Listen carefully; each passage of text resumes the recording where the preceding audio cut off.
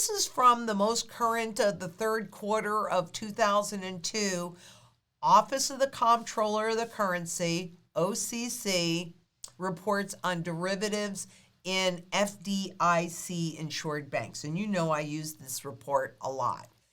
And if you take a look at it, they have been generating roughly 50% of bank trading revenue, and this is as a percentage of the consolidated holding company, their trading revenues. So banks have roughly been doing a median of 44% of bank holding companies. They generate their revenue through bank trading.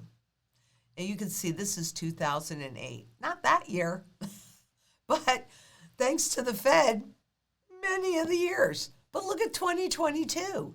Isn't that interesting that that bank revenue went from an average, a median rather, of 44% all the way up to, my goodness, 100%, at least in one of the 2022 quarters.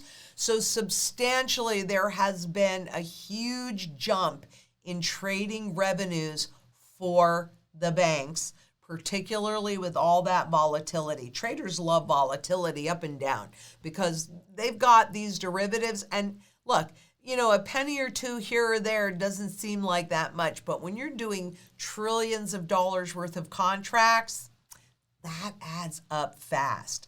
So you can see banks are really dependent upon that trading revenues. And it's a very good thing because, wow, they went from roughly not even $250 billion in 2013, which, by the way, let me remind you, was when they changed their accounting procedures with netting and compression to make it look like the notional value of the derivatives that they're trading were going down, but they weren't. They were just hiding the truth. So I don't even think it's much of a coincidence that we could see this, because derivatives, which I believe is what's going to ultimately take this whole system down, derivative trading has exploded since the crisis, the financial crisis in 2007, 2008. And by the way, that financial crisis was created by a derivative implosion. They did not fix any of those problems. They just allowed those problems to spread and integrate throughout the entire system, through mutual funds, through ETFs, through all these fancy products that they've created, because that's what Wall Street does best, creating new products out of nothing. But what that does is it puts you in jeopardy. And while they've been making some really nice gains, you can see that, there are also potential losses that are involved. But, there's a saying, if I owe you $100, I have a problem. If I owe you $1 million, you have a problem.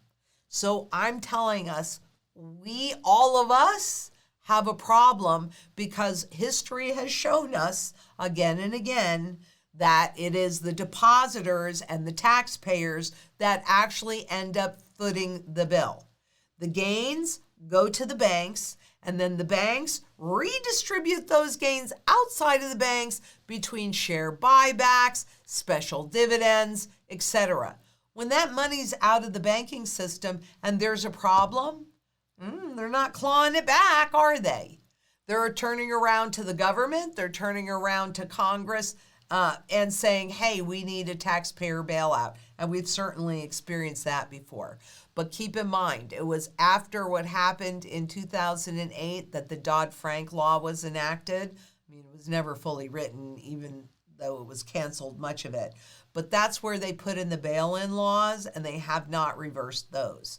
So I believe that this next crisis that we're going to see is going to involve your savings, your bank deposits bailing in these banks, and then taxpayers on top of that.